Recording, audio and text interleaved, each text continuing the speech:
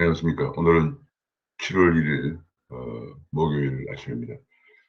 7월 1일은, 오늘, 주 52시간 근무제가 5인 이상 49인 이하 소기업에도 적용이 되기 시작하는 날입니다.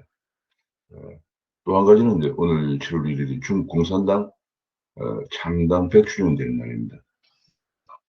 오늘 2021년이니까, 1921년에 중국 공산당이 모택동을 비롯한 13명 정도의 공산주의자들이 창당을 했습니다. 그 이후에 국공내전을 거치면서 1921년이니까 일단 일본 제국주의와의 전쟁을 치르면서 일본이 이제 2차 대전에서 패하면서 물러간 자리에서 국공내전이라는 중국 국민당과 공산당과의 오랜 전쟁을 통해서 중국 국민당을 대만으로 내쫓고 중국 본토는 중국 공산당이 집권하게 되었습니다. 그래서 1949년에 중국 인민공화국을 건설하게 되었습니다. 그래서 오늘은 중국 공산당 창당 100주년, 2049년은 중국 인민공화국, 중공정부죠. 중국 인민공화국을 건설한 지 100주년 된 날입니다. 오늘은 그런 문제에 관해서 오늘은 그 7월 1일이 굉장히 중요한 그런 여러 가지 의미가 있는 날이라는 것을 의미라기보다는 우리에게 상당히 중대한 대한민국에 중대한 그런 의미를 주는 그런 날이라는 걸 생각하면서 오늘의 경제 시사를 시작하겠습니다.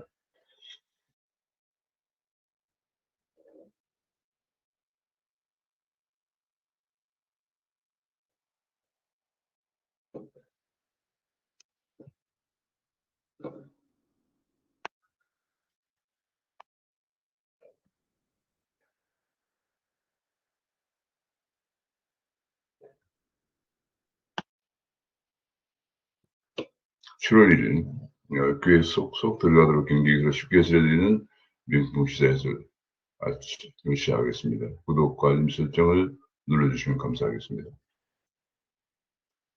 지금 현재 거리두기보다도 방역 경각심이 먼저 풀렸는지 어제 6월 30일 날 확진자가 794명이나 큰 폭으로 증가했다 하는 보도가 나왔습니다. 그렇게 되면서 793명까지 증가하면서 수도권에서는 5인 이상 모임 금지를 일주일 더 연장한다. 본래는 오늘부터 8인까지는 모임이 가능하도록 그렇게 조치를 했습니다만 5인 이상 금지 모임을 일주일 더 연장한다 하는 그런 조치를 다시 발표했습니다. 또 한편 전문가들은 코로나가 재창 거를 막으려면 아스트라제네카 접종 간격을 4주로 단축해야 한다. 그런 전문가들의 지적이 나왔습니다. 지금 현재 아스트라제네카 확보가 늦어지면서 특히 그 이제 69세부터 74세까지 고령자들에게 1차 접종을 한 이후에 거의 한 2달 정도 간격을 두고 지금 맞도록 그렇게 하고 있는데 이걸 4주로 단축해야 한다. 이런 지적이 나오고 있습니다. 게다가 60세부터 74세까지는 2차 접종 때까지 2달 공백은 안 된다. 화이자나 모더나 그 2차 접종을 서둘러야 한다. 이런 그 주장들이 나오고 있습니다. 아스트라제네카가 1회 접종만 할 경우에는 최근에 확산되고 있는 델타 변이의 예방 효과가 33%밖에 안 된다. 그런 지적이 나왔습니다. 북한에서도 지금 코로나가 확산된 것이 아닌가 하는 그런 의심이 지금 대두되고 있습니다. 코로나 확산, 어제 김정은이가 정치국 회의에서 중대 사건이다. 이렇게 얘기하면서 직무를 태만한 방역 간부들을 숙청할 뜻을 비췄습니다. 숙청하면서 책임을 떠넘기는 그런 모습을 보였다는 차원에서 아마도 북한에도 지금 코로나가 확산된 것이 아닌가 하는 그런 추정 보도가 나오고 있습니다. 아파트 가격이 어제 경실련의 발표에 의하면 문재인 정부 들어서 아파트 가격이 79% 오르고 공시가는 86% 올랐다. 그런 얘기입니다. 경실련 정부의 30평대 11만 채를 분석해서 내놓은 보고서입니다. 그런데 뭐 정부에서는 17%밖에 안 올랐다 이렇게 얘기했는데 정작 세금을 거두면 공시가는 86%나 올리는 그런 모순을 보였습니다. 경실련 조사에 의한 아파트 시세는 79%는 올랐다. 그런데 공시가도 더 올랐다. 정부 발표는 17%다. 뭐 통계를 조작하고 있는 것이 아니냐. 그러면서 세금 거둔 데는 더 많이 올리는 그런 모습을 보인 것이 아니냐는 지적이 나오고 있습니다. 현재 자고 나면 아파트 가격이 뛰고 있다. 그러니 반포의 아리팍이라고 그래서 아크로 리버팍이라고 하는 데인데 30평대가 40억이 먹으라고 있다. 정말 아파트 가격은 정말 하늘 높은 줄 모르고 올라가고 있는 것 같습니다. 네, 문재인 정부의 부동산 정책의 명백한 실패가 지금 완전히 지난 4년 동안의 대실패가 이제 국민들을 짓누르고 있습니다.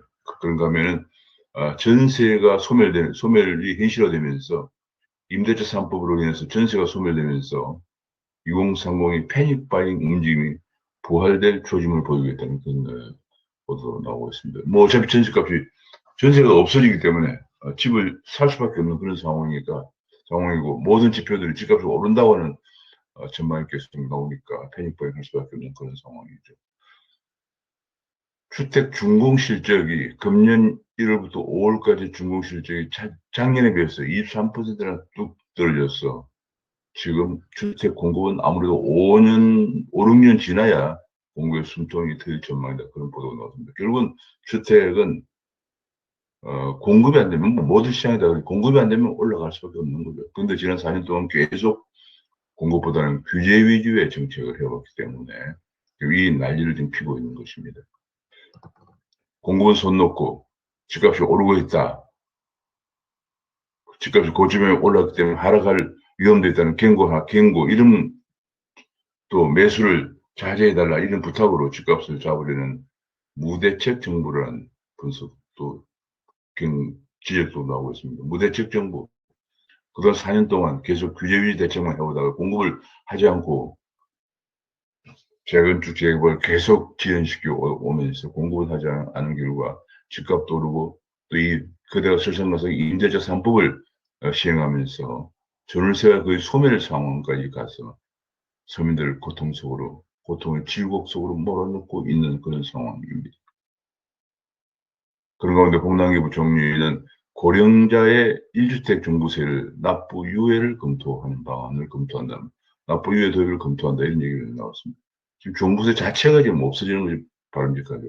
상위 2%에만 부과한다. 뭐 이런 종부세는 전 세계에서 유례가 없는 세금제도는 유례가 없는 없었어. 조세법정주의라든지 혹은 헌법에 위배된다. 이런 얘기가 나오고 있는 이런 상황이기 때문에 당연히 이미 재산세를 내고 있는데 또 종부세를 내고 원래는 소득세를 다 내고 저축해서 집을 산 집이 그리고 또 재산세를 내고 있는데 또 종부세까지 내는 이런 것은 설상 그야말로 첩주산중 세금만 거둬가는 게다가 또 뭐 집을 팔려면 또 양도소득세를 또 내야 되는 뭐 이런 열심히 일해서 집 한 채 가진 것을 죄인 취급하거나 투기꾼 취급하는 이런 정부 태도부터가 시정이 돼야죠. 그러면서 정부의 최근에 드러난 청와대 각종 1급 비서관들이 각종 투기를 할 뿐만 아니라 LG 사건에서 드러난 공공기관, 공직자, 공무원, 정치인들의 엄청난 투기 행렬이 이어지고 있는 그런 상황 속에서 오직 국민들만 세금으로 투기꾼 지구에는 세금만 부과하는 이런 조치는 당연히 폐지가 되는 것이 정상이라고 생각합니다. 그런 건데 지금 중개수수료가 너무 올랐다는 것 때문에 문제가 되고 있습니다. 정부는 대책도 내놓지 못하고 있는데 이 중개수수료가 너무 올라서 예컨대 30평대 노원구에 있는 5년 아파트 같은 경우에 5년 전에 171만 원 하던 지금 867만 원까지 올라갔다 그런 얘기입니다. 강릉 도곡동의 30평 같은 경우에는 부동산 중개료만 2,500만 원 정도 된다. 마포의 같은 평형수 같은 경우에는 부동산 중개료만 1,800만 원 정도 이런 보도가 나왔습니다. 지금 강남에서는 집 한 채 30평대 한 채 거래하려면 중개 수수료만 2,800만 원입니다. 이게 지금 정상이 아니죠. 이제 부동산 중개업도 변화해야 될 때가 왔습니다. 이제 그렇지 않아도 최근 들어서는 플랫폼 중개업소가 등장하면서 중개 수수료 할인 경쟁도 이어지고 있는 상황입니다. 과거 같은 우리 그냥 중개소 차려놓고 엄청난 지금같이 뭐 심지어는 강북에 소형 아파트 867만 원의 중개 수수료를 받고 강남에서는 뭐 2,800만 원까지 받나 30평대도 이런 상황은 정말 이건 큰 문제가 있는 없습니다. 이제 부동산 중개도 플랫폼, 지금 모든 게 4차 산업혁명 시대를 맞이해서 플랫폼으로 가고 있습니다. 부동산 중개도 플랫폼으로 이제 가야죠. 갈 때가 됐다. 저는 이런 생각을 하고 있습니다. 미국의 집값이 미쳤다는 보도가 나왔습니다. 34년 만에 폭등을 하고 있다. 금년 4월에 집값 상승률이 14.59%를 기록하고 있다는 보도가 났습니다. 어제 5월 발표된 5월 생산활동 동향이 생산은 0.1%가 증가하지 안 했다는 보도가 나왔습니다. 특히 그 소비와 투자가 미끄러졌습니다. 지금 보면은 소매 판매는 마이너스 1.8%, 설비 투자는 마이너스 3.5%를 기록했습니다. 전월 대비입니다.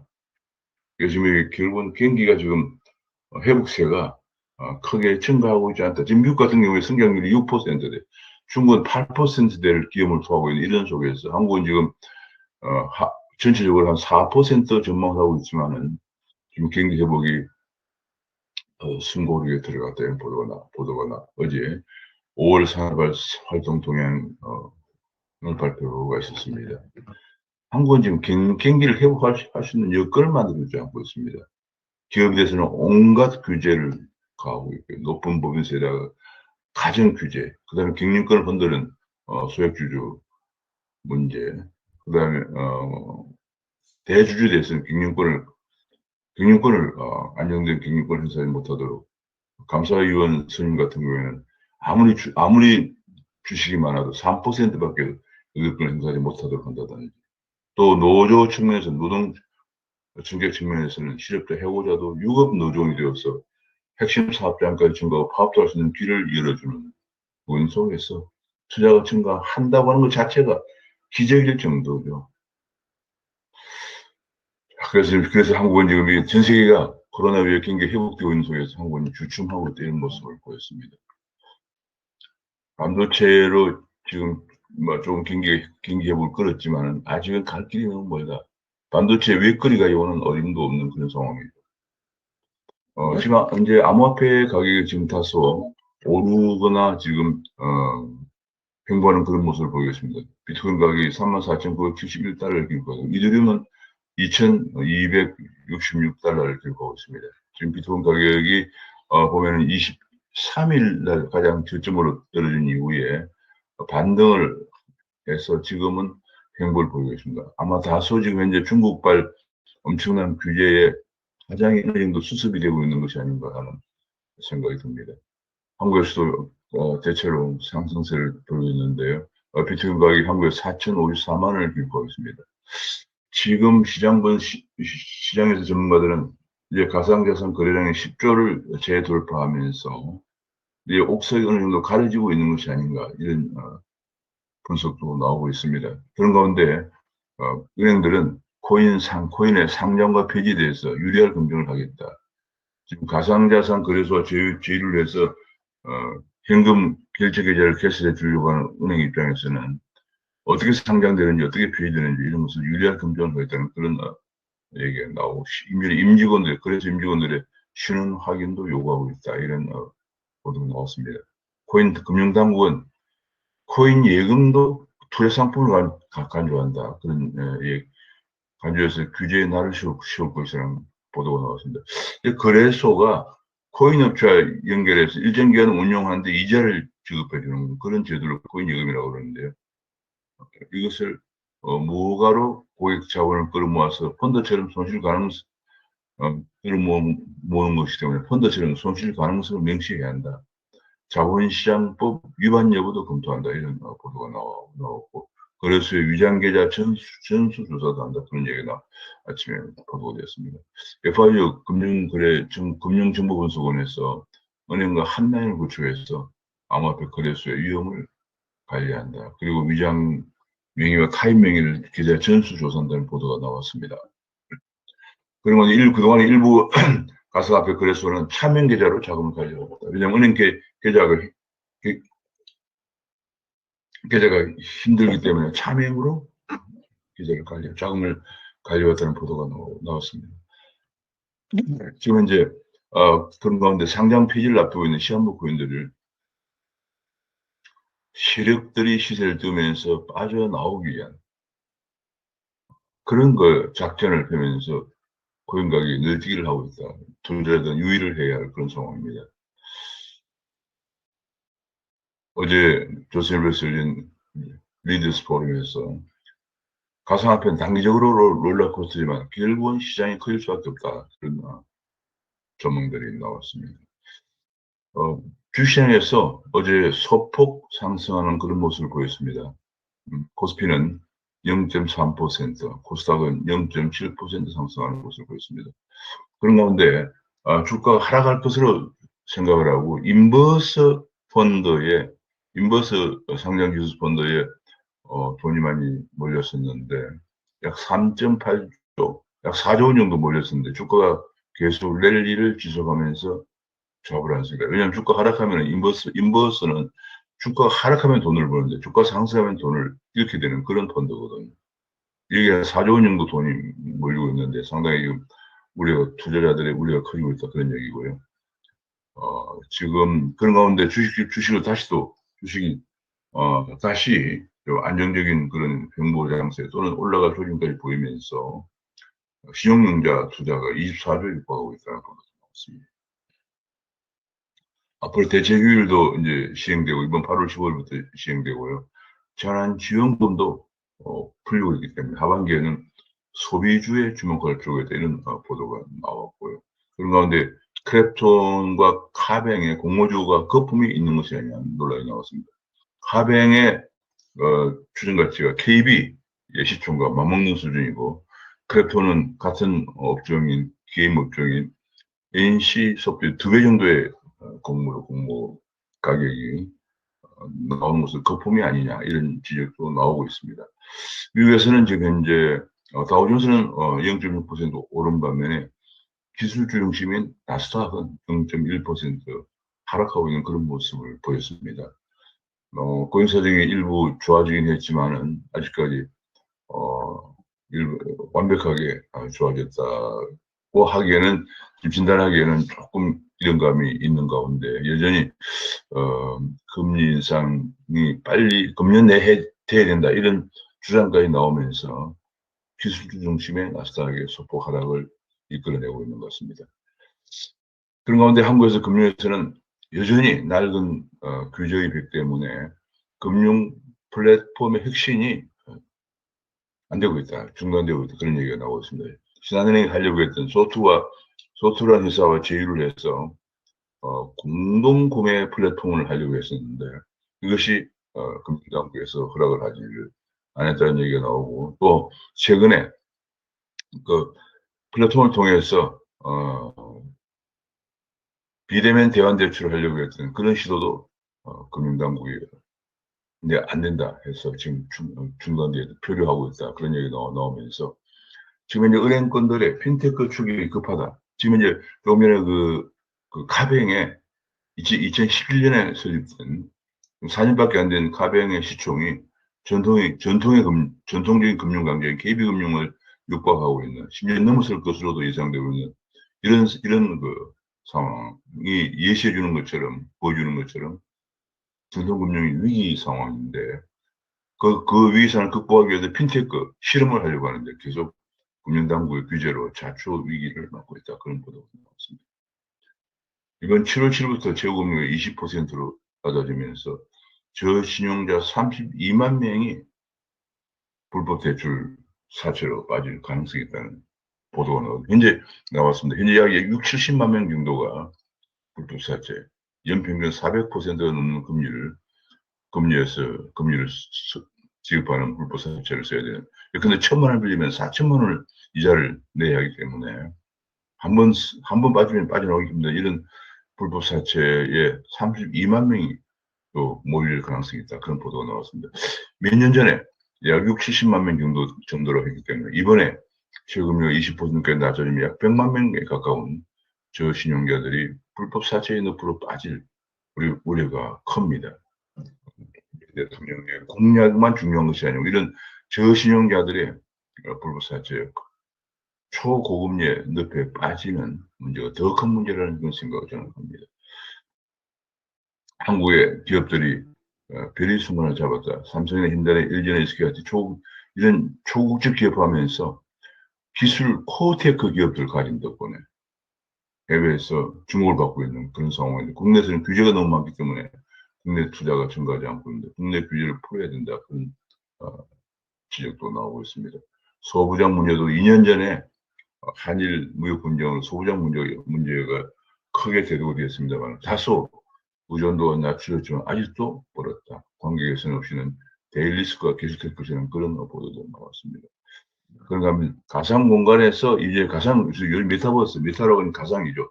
버스가 유니버스인데, 가상 유니버스, 가상 우주, 가상 세계가, 세계를 다루는 메타버스가 지금 굉장히 주목을 받고 있는데, 메타버스를 이용해서 지금 취업 설명회도 하고 있는 그런 상황입니다.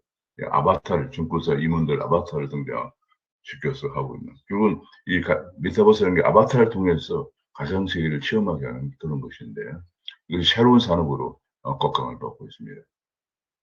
결국 이 메타버스 안에서 거래되는 것들이 뜻이 또 가상화폐로서 거래되기 때문에, 결국은 이 가상화폐 또는 암호화폐가 NFT라든지 혹은 가상 메타버스라든지 뭐 이 등등 4차 산업 새로 등장하는 4차 산업의 혈맥과도 같은 역할을 하기 때문에, 암호화폐를 인정하지 않으면 이런 4차 산업이 발달할 수 없다는 점을 인식해야 될 것으로 생각됩니다.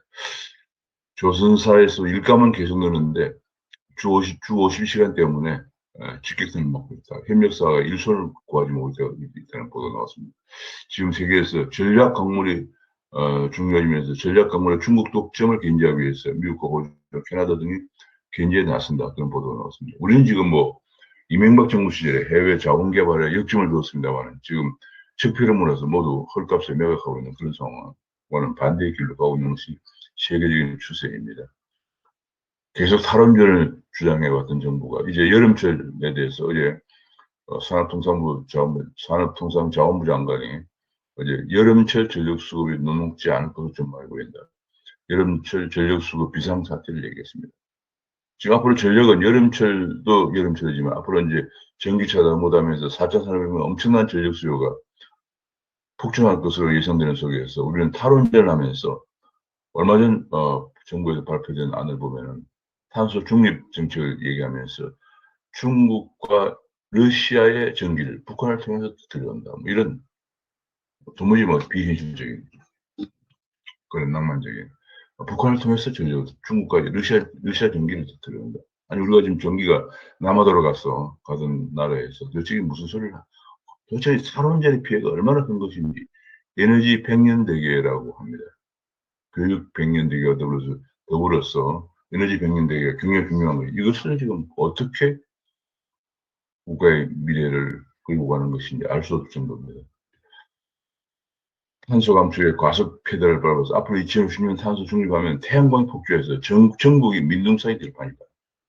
왜냐하면 2050년 탄소 중립의 정책에 재생에너지 비중을 60%까지 높이고 있기 때문에 이런 일이 발생합니다. 그것으로 전망된다는 안타까운 지적도 나오고 있습니다. 어제 야당은 불과 42분 전에 통보를 받아서 제대로 참여하지도 못한 가운데 여당 법사위가 국가교육위법을 단독으로 처리했다는 얘기입니다. 이 국가교육위라는 것을 만들어서 10년 주기로 교육 계획을 수립하는 그런 교육위원회인데, 이걸 갖다가 임기를 마지막 해에 여당이 단독으로 법사위에서 처리했다, 이런 보도가 나왔습니다. 한마디로 지난 40년 동안 교육 평준화 정책으로 인재 양성도 못하고 있는 이념에 치우친 청년들을 양성하는 이런 교육 정책을 임기 말에 대못을 박아두고 임기를 마치겠다, 이런 태도가 아닌가 걱정이 됩니다. 게다가 이제 또 표현의 자유를 억누르는 언론법도 지금 12개 언론관련법이 제출돼서 논의됐다. 문화체육관광에서 논의가 있었는데, 예를 들면은 가짜 뉴스의 침해 피해를 입은 경우에 이런 경우에 이제 징벌적 손해배상을 도입한다는 얘기고, 또 언론중재위원회 시민단체 출신이 장악할 수 있도록 길을 트고, 장관이 언론사에 시정을 명령할 수 있도록 한 이런 법안들 때문에 이런 것들은 표현의 자유를 억누를 소지가 있다 해서 있는데 어제 더불어민주당이 다수 의석을 거대 거여 의석을 앞세워서 밀어붙일 태세인데 그래서는 안 된다는 주장이 나왔습니다. 언론의 자유가 자유민주주의의 가장 중요한 것이죠. 어제 그런 가운데 어제 KBS 수신료를 52% 인상을 하기로 했어요. 여당조차도 국민 감정과 동떨어진 것이다 이런 주장을 했습니다.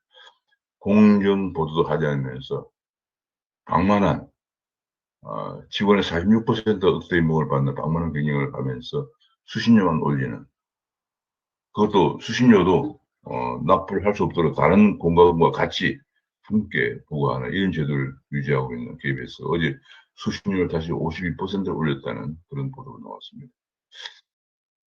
중국 공산당 100주년이 오늘 맞이하면서 여러 가지 다양한 분석이 나오고 있는데 지금 결국은 중국 공산당 100주년을 맞이하면서 대내적으로는 마오쩌둥처럼 시진핑의 영구주권을 노린다. 그리고 대외적으로는 지금 중국을 둘러싼 주요 국가들 1대1로로 뭐 1대1로로 포섭하고 동유럽에 대해서는 17 플러스 1이라는 체제를 통해서 포섭하고 중국이 계속 대외 팽창 야욕을 드러내고 있는 그런 점을 보이고 있습니다.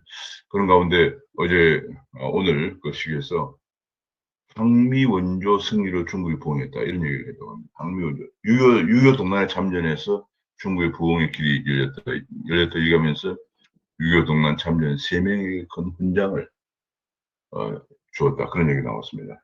훈장을 수여했다.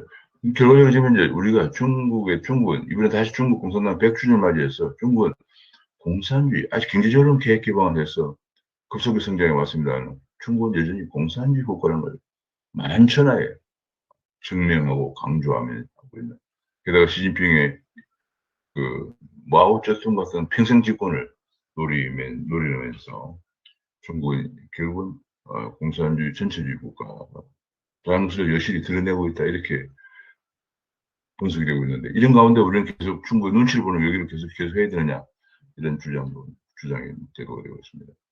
동아시아가 대만이 미국과 가까워지려고 하면 특히 반도체 동맹을 고려해서 미국과 밀착을 하게 되면서 지금 중국과 대만 문제가 동아시아 최대 화약고로 등장하고 있다. 이런 보도가 나오고 이런 가운데 한국은 정말 코페르니쿠스적인 전환이 필요하다. 한국 외교에는 한미동맹을 강화하면서 중국과의 협력도 견인하는 이런 코페르니쿠스적인 전환이 필요한 시점이다. 이런 보도가 나왔고요. 그런 가운데 어제 김원웅 광복회 회장이 소련군은 해방군이고 미국은 점령군이다. 이런 것을 고교생들에게 영상을 통해서 강의를 했다고 합니다.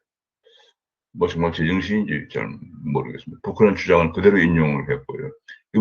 이 광복 회장은 처음이 아니고 벌써 2년 전에도 친북단지 세미나에서 2년 전에 친북단지 세미나가 명동 향림고에서 열렸던 왜 위인인가? 그 당시에 이제 북한 김정은 초청 행사들이 많았었는데 김정은을 초청하기 위한 그 행사였는데 왜 위인인가 하는 그런 환영단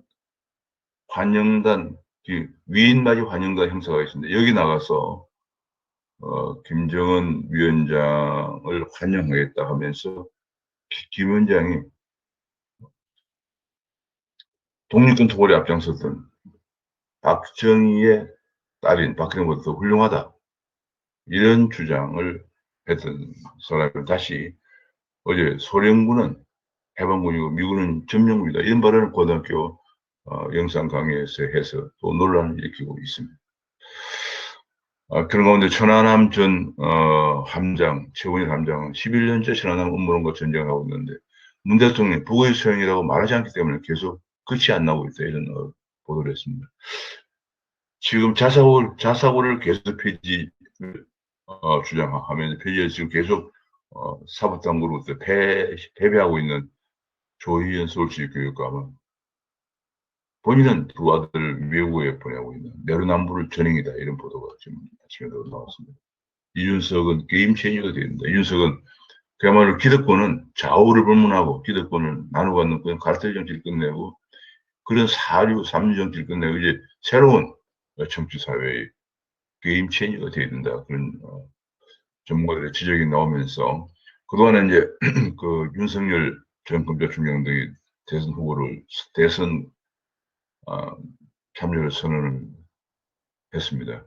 그처럼 야권 유력 대선 후보는 결국은 헌법 정신을 무시한 문정권의 독선이 키워냈다 이런 보도도 나왔습니다.